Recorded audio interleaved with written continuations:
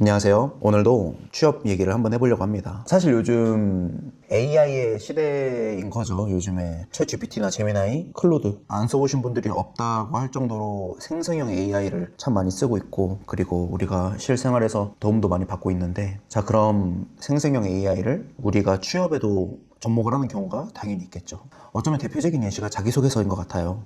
생성형 AI 특성상 글을 만들어주고, 그리고 그 글을 토대로 우리가 한번 읽어보고, 그리고 그것을 자기소개서에 녹여내는 그런 부분이 많은데, 사실 우리가 알아야 될 건 그런 생성형 AI가 우리 자신을 나타내는 건 아니잖아요. 그 친구는 내가 던져준 인풋, 그리고 현재 인터넷에 있는 그런 정보들, 이렇게 두 가지를 잘 융합을 해서 AI만의 의견을 도출해내는, 우선 그거를 보시고 여러분들이 이게 괜찮다라고 했을 때 그대로 복사 붙여넣기 하시는 경우가 있거든요. 근데 그 부분은 사실 다 걸립니다. 어디서 걸리냐면, 먼저는 기업에서 자체적으로 만든 프로그램일 수도 있고, 외주를 줘서 만든 걸 수도 있겠지만 생성형 AI를 토대로 걸러내는 거죠.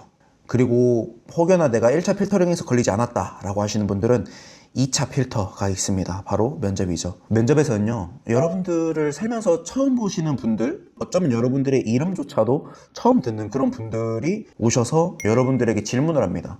자, 그럼 그런 분들이 오셨을 때 여러분들한테 물어볼 수 있는 범위가 있는데, 물론 그런 분들은 사전에 면접에 대한 경험이 많겠죠. 면접관으로서. 그래서 그때의 경험과 데이터를 토대로 물어보는 경우도 있지만, 반드시 확인한다 또는 볼 수밖에 없는 그런 문서가 자기소개서입니다.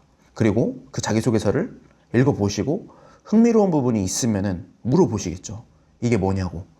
근데 그게 여러분들이 AI로 뽑아낸 글을 한 번이라도 소리내서 읽어보셨다면 느끼시는 게 있을 겁니다. 뭐냐면, 같은 말인데 말이 이상할 때가 있어요. 이걸 보고 요즘에는 할루시네이션, 그런 명칭을 쓰면서 얘기를 하지만, 그 말을 여러분들이 소리내서 한번 읽어봤을 때 그걸 나만의 단어로 표현할 수 있냐 없냐, 그 차이가 참 크거든요. 왜냐면 면접이라고 하는 그런 부분은 실시간 라이브지 않습니까? 그리고 그런 면접에서 여러분들이 내 의견을 제대로 표현을 못하고, 분명 자소서에 썼어, 여러분들이 잘 썼는데 그걸 내가 면접에서 표현을 못해. 그러면은 그 얘기를 듣는 누구나 다 이상하다 생각할 거예요.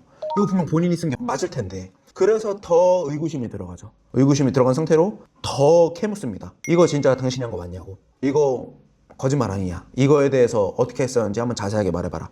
이런 식으로 하고, 그걸 보고 우리는 꼬리 질문 또는 압박 면접이라고 표현합니다. 사실은 본인이 그 압박에 대한 상황을 만든 거죠, 본인이. 그래서 우리는 자기소개서를 쓰실 때, 요즘에 AI 시대이지 않습니까? AI한테 쓰라고 하셔도 돼요. 괜찮습니다. 근데 그거를 그대로 복사해서 붙여넣기 하시면 안 되고요. 벤치마킹을 하셔야 됩니다. 그 친구를 뽑으셔도 돼요. 괜찮아요. 뽑으신 다음에 그 친구가 어떻게 썼는지를 보시고 그걸 참고해서 나만의 언어로 다시 쓰셔야 됩니다. 예를 들어 지원 동기 같은 경우는, 이 친구가 이 회사에 대해서 이렇게 표현했구나, 경쟁사에 대해서는 저렇게 말을 했구나, 내가 지원하는 직무 관련돼서는 이렇게 표현을 했구나, 참고하셔서 나만의 언어로 다시 표현하시는 겁니다. 직무수행 계획 마찬가지겠죠. 내가 지원한 이 직무에서 해야 할 업무는 이거라고 말을 해주는구나, 오케이. 그거를 옆에다가 따로 적으시든 저장을 하시든 여러분들의 방법대로 그걸 하신 다음에 여러분들의 단어로 쓰셔야 된다는 거예요. 제가 왜 이 말씀을 드리냐면은, 사실 서류에서 탈락하시는 그런 부분들이 많은데, 그런 부분을 봤을 때 회사 입장에서 보면, 이분이 과연 우리가 팔고 있는 제품, 우리가 팔고 있는 서비스, 우리가 만나는 고객에 대해서 알고 있을까? 라고 하는 의구심이 들 때가 많이 있을 거라고 저는 판단됩니다. 그래서 한번 여쭤봐요. 이거 혹시 선생님이 쓰신 거 맞냐고. 처음엔 맞다라고 하시는 분들도 있었어요. 우리 선생님들께서 쓰신 게 맞겠죠. 근데 좀 더 얘기를 나눠보고 그 경험에 대해서 좀만 더 깊이 말해보면, 그리고 제가 아까 말씀드렸던 소리내서 읽어보는 그런 부분에 대해서 말씀을 드리면 말씀을 못 하신 경우가 많았습니다. 그 말은 뭐냐? 내가 쓴 게 아니다라는 거예요. 결국에는 생성형 AI가 뽑아준 겁니다. 근데 그렇게 해도 돼요. 생성형 AI는 쓰셔야 됩니다. 근데 복사 붙여넣기는 하지 않는 게 맞는 거죠. 복사 붙여넣기 말고 내 스스로 그 의견을 넣읍시다. 그리고 그 친구한테, 생성형 AI죠, 그 친구한테 좀 더 퀄리티 있게 다듬어 달라고 얘기를 하시고, 그렇게 뽑아낸 걸 보고 여러분들의 단어로 다시 작성을 하시면, 그게 요즘 시대에 자기소개서 쓰는 방법이 아닐까 하는 저의 의견을 공유드립니다. 우리 석사, 박사, 연구 현장에서 연구 많이 하시고 논문도 쓰시고 그리고 이제 선생님들께서 원하시는 곳으로 취업을 하실 때 여러분들이 논문 쓰실 때 쓰셨던 그 생성형 AI 그런 부분들을 자기소개서에서도 접목을 할 수가 있습니다. 근데 그거를 그냥 복사 붙여넣기 하시면 절대 안 되고요. 누군가에게 첨삭을 받는 부분에 있어서 혹여나 나와 가까운 사람이 있다면 그 분께 요청을 하는 게 어쩌면은 내가 보지 못한 그런 시선으로 그 글을 바라봐 줄 수가 있는 거거든요. 그래서 생성형 AI로 뽑은 그 친구를 그 자기소개서를 공유해도 괜찮을 만한 주변 분들에게 공유를 해주셔가지고 여러분들이 원하는 곳에 한 번에 합격을 하셨으면 좋겠어요. 그래서 오늘은 자기소개서 관련돼서 말씀을 드려보고 싶었습니다. 특히 자소서 관련돼서는 자소서 베이스가 한글이고 글 형태다 보니까 착각하기 쉽거든요. 그냥 나 이쯤 되면은 지원해도 되겠지 라고 하는 그런 부분이 분명 있습니다. 근데 그 글을 다 읽어봅니다. 우리 인사 담당자 선생님들께서는. 그리고 그 글을 읽어보고 확인을 하겠죠. 이 사람이 우리 회사에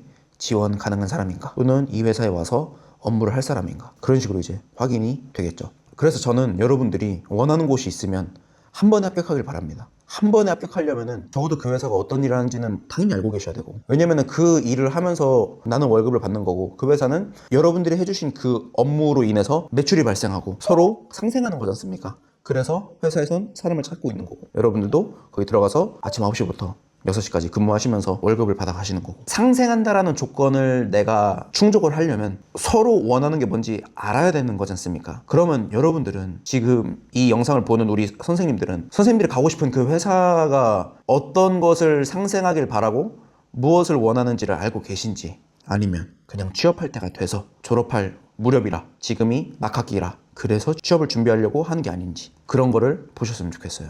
그래서 오늘 생성형 AI 관련돼서 영상을 한번 만들어 봤습니다. 혹여 취업 관련돼서 궁금한 거 있으시면은 하단에 댓글 달아주셔도 되고 카카오톡 채널 들어오셔서 여러분들의 의견 공유해 주시면은 그 부분들 확인해서 답변을 드리도록 하겠습니다. 오늘도 좋은 하루 보내시기 바랍니다. 감사합니다.